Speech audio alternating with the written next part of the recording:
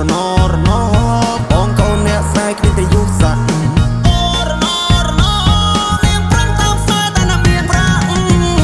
អោក្រមុំមុំបងហើយពេលនេះត្រានត្រៃមិនក៏មុំមងទៀតទេរាប់ឆ្នាំរាប់ខែទៅហើយបរងចាំចម្លើយតែអូនមិនជាយកទេនាងឡើងចូលដល់ដីថ្មីក៏ធ្នមចិត្តស្រីចង់បានហួយក៏បានដែរខ្វល់ពីសុកតុកបងได้ចាំត្រុកអស់នឹងផ្លេចហើយស្រ